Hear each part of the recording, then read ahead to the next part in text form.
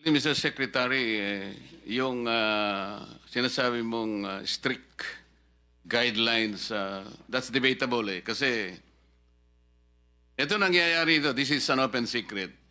Halimbawa, doon sa isang flood control project na meron ng feasibility study, may mga enterprising congressmen.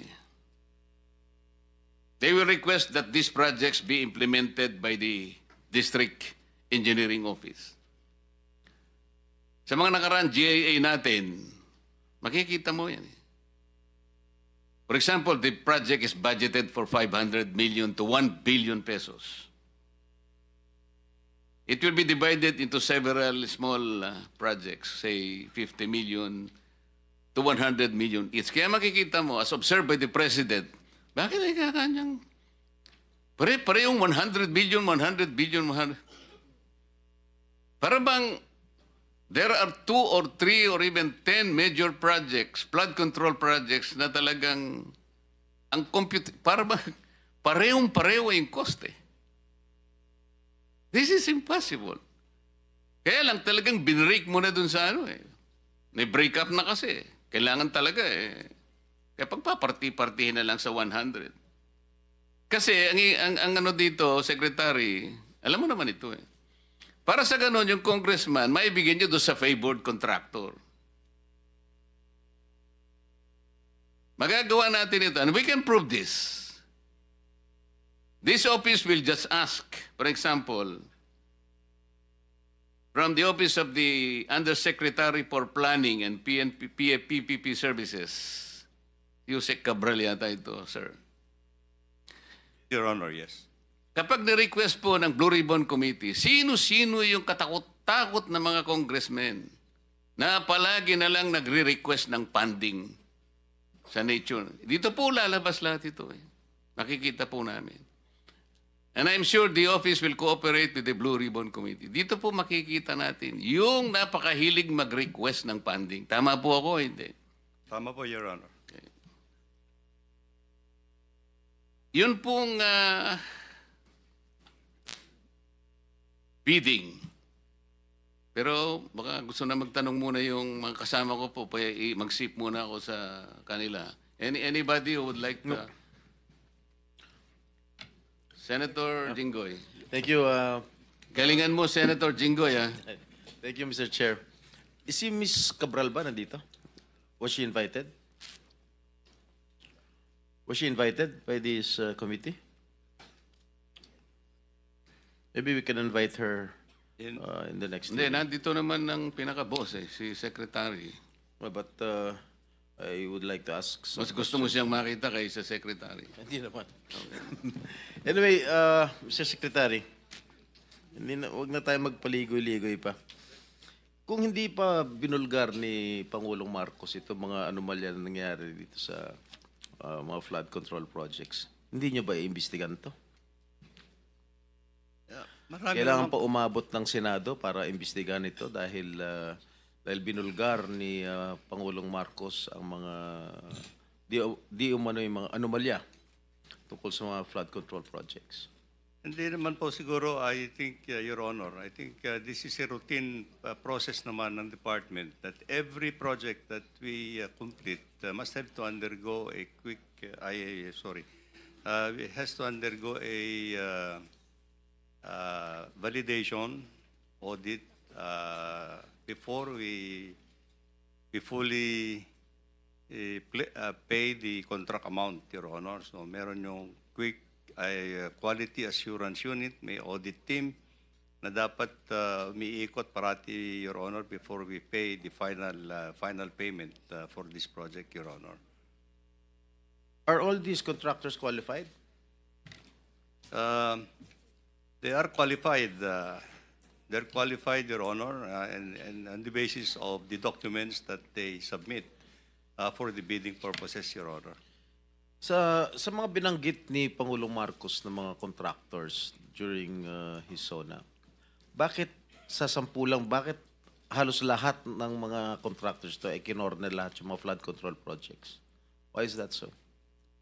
Well, as far as I can recall, actually, yung sabi naman na ating presidente, 20% 20% of the total amount of that has been allocated over the years were actually napupunta doon po sa 15 contractors po. So, marami pa naman po yung other contractors that have participated in the implementation of the flood control projects, but it's a little outstanding, as sabi ng ating presidente, that 20% of the total budgets that have been allocated for flood control napunta po doon sa 15. In numbers po yun, I think that is in numbers, Your Honor. Yes, so sabi ni Yung Pangulong pinakita Marcos, 15 contractors cornered 20% of the total budget, or roughly 100 billion pesos. Yes, Your Honor. And the remaining 436 billion was split among 2,394 contractors. At hindi ko nababasahin yung mga pangalan ng mga kumpanya ng yung construction company dahil nabanggit na ni Pangulong Marcos yan. Anyway, ilan ang ghost projects ninyo dyan? This is on the process of validation, Your Honor. This is in But the you still process. believe that there are ghost projects there? Or I there think so, were Your ghost projects? In all candidness, Your Honor, I think so. You think so? Yes. Saan yan? Well, as I said, as I mentioned in my statement, there are district offices that we are trying to continue the validation of some of the projects, Your Honor. Let me just point out, Your Honor, that many of these projects also, many of the other projects that I have mentioned, some of these projects were also implemented in 2021, in 2021, 2022. Sige. Kailan nyo pa nalaman na may mga ghost projects? Since you assumed office, Mr. Secretary? Or just lately? Just lately, Your Honor, and unfortunately. So ibig sabihin, when did you assume as Secretary when President Marcos appointed you in Yes, Your Honor. 2022? Yes, All Your right. Honor. So you believe in 2022, 2023, 2024, walang ghost project? Well, Your Honor, at the central office, we are relying actually on our project monitoring information that comes to us actually, unless it's going to be validated actually and filled. So you said siguro merong mga ghost projects. Who informed you na merong mga ghost projects? Well, there are already informations that are coming up. Yes. Your Honor. Who in particular informed you that there are There are ghost people in the projects? department actually that are. And how do they know that na merong mga ghost projects? Well, there are people actually who can actually certify, Your Honor, and these are the projects that we are now intensively validating actually. Okay, Your Honor. my office received reports that there are ghost projects in the municipalities of Kalumpit, Malolos, and Hagonoy in the province of Bulacan. Can you confirm this? Yes, Your Honor. That's true. Well, this is information that we have received, Your Honor. And the contractor, allegedly, Wawaw Builders, correct? That's correct, Your Honor. And SYMS Construction. Am I correct? I don't recall that name, Your Honor. But Who is the owner of Wawaw Builders? Is he here? Is he present here?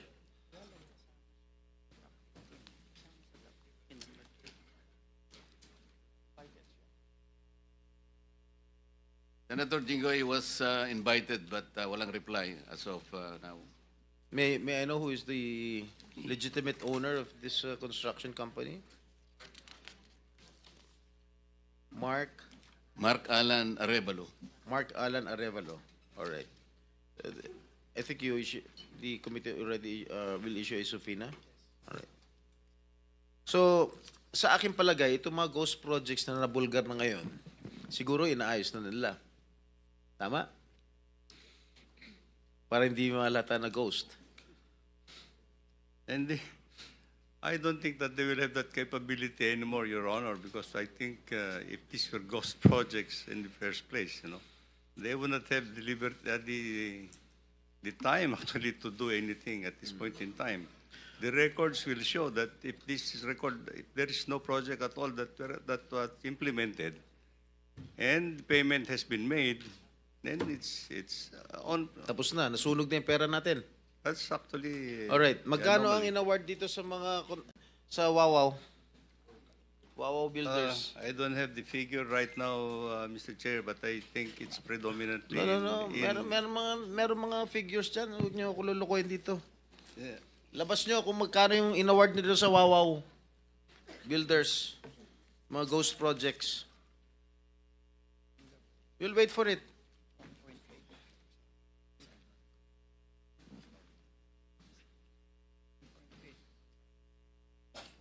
Kadiri kayo. Mr. Chair, well, I've just been given the tabulation. Wawaw Builders.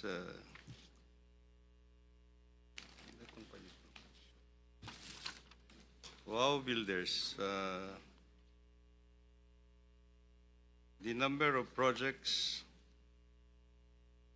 the total projects, total cost of the projects that have been implemented is 9 billion.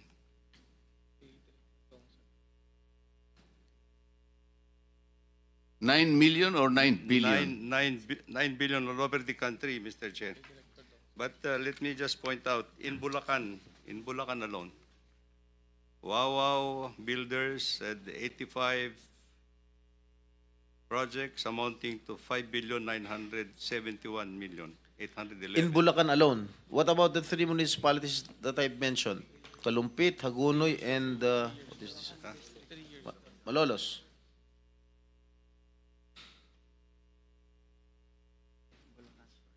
This is for Bulacan First Engineering District Office, Your Honor. Ito bang, I'm not familiar, no? Ito bang Kalumpit, Malolos, Hagunoy falls under the first Yes, Your Bulacan Honor. district? Ah? Yes. Alright. Yes, Your Honor. So magkano? Yung sa Wawaw? 5,971,811,605. In Bulacan alone? In Bulacan First Engineering District, Your Honor. So yung 5 billion na in-award sa Wawaw Builders para sa province Bulacan First are Engineering. all ghost projects. Correct? Hindi naman, Secretary, Your Honor. for the record, the total is 9 billion. That is nationwide. Nationwide. That's nationwide, Your Honor. Pero Pero lahat 5 yun, billion ghost na projects. Your Honor. So, Ghost projects lahat. No po. Hindi po. So ang ghost project lang na sinasabi mo, sa Bulacan lang. There seems to be some ghost projects actually as reported, Your Honor. Are you investigating this right Yes, now? Your Honor. We're investigating it. What is the status of your investigation? They will be coming up with their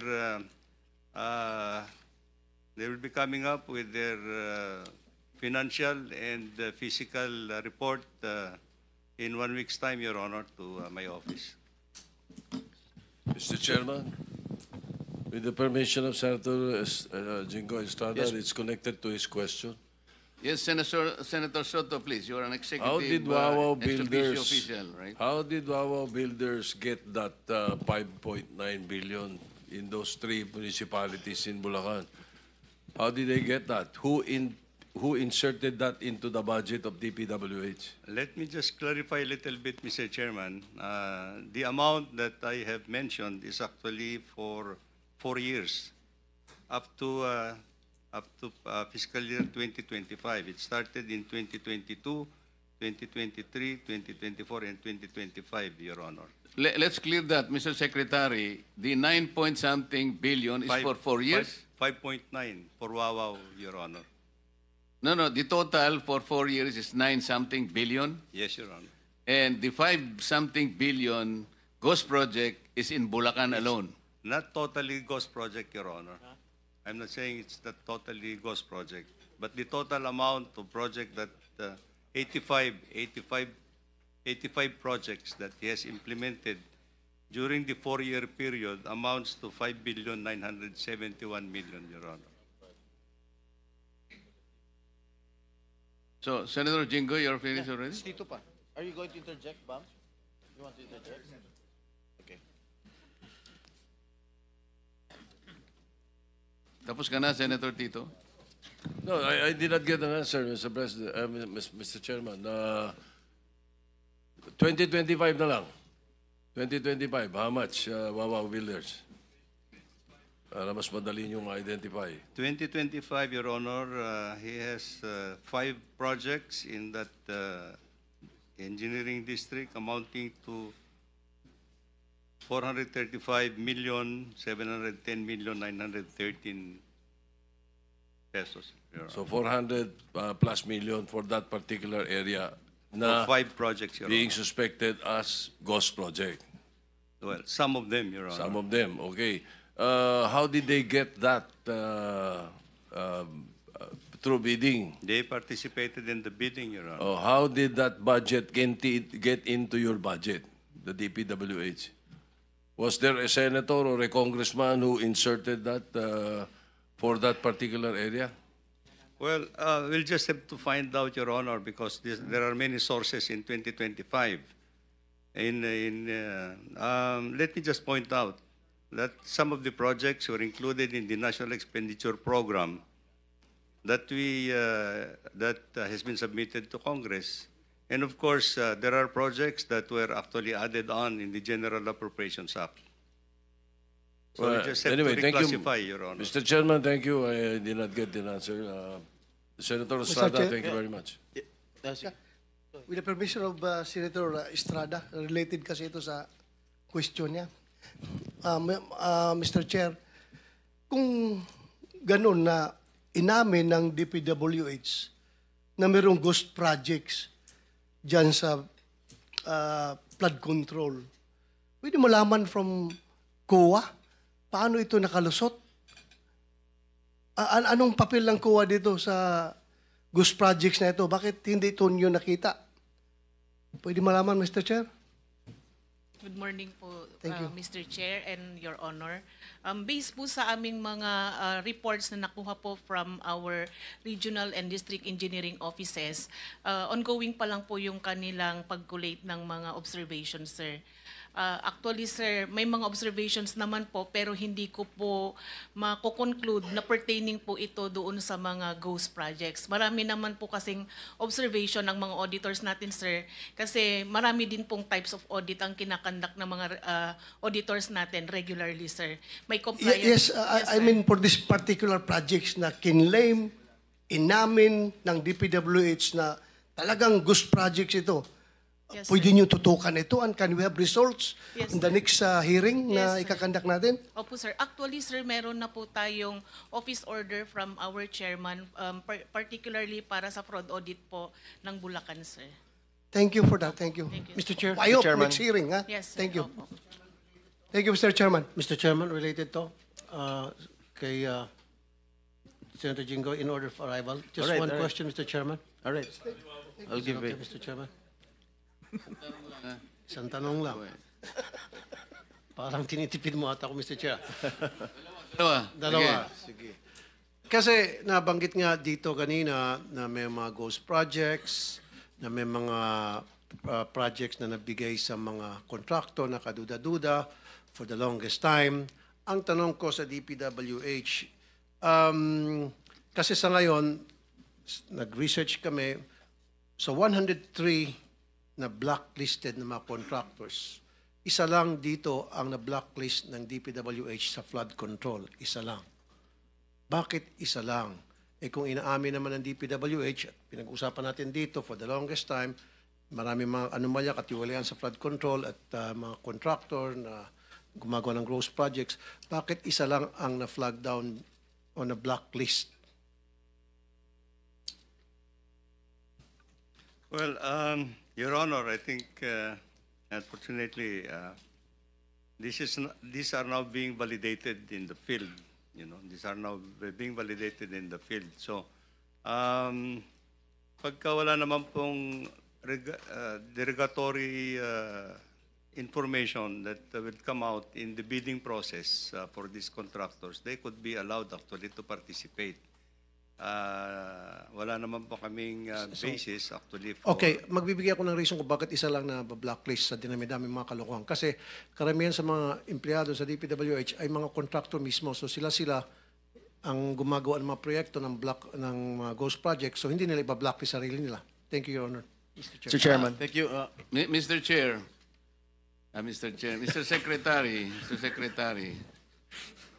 doon sa 5-point-something billion, most of these are ghost projects, as you have admitted already. Oh, I cannot say that most of it at this point in time, Your Honor. But I think in this 5.9 billion pesos that is nandyan sa Wawaw Builders, there could be some. Kasi sa Bulacan muna yung pinag-uusapan natin. Yes, Your Honor. So some of these projects are ghost projects. Could be, Your Honor. So that's convenient already. Some of these projects in Bulacan are ghost projects. Mr. Chairman. What happens with the performance bond? What do you do with the performance bond? Each project has a performance bond. Tama po? Yes, Your Honor. Aren't you supposed to confiscate the performance bond? Well, if the project has lapsed actually for its warranty, Your Honor. Hindi, as admitted, some of these projects are ghost projects. Yes, Your Honor. So you have to run after the performance bond. Yung insurance company, kailangan habulin natin.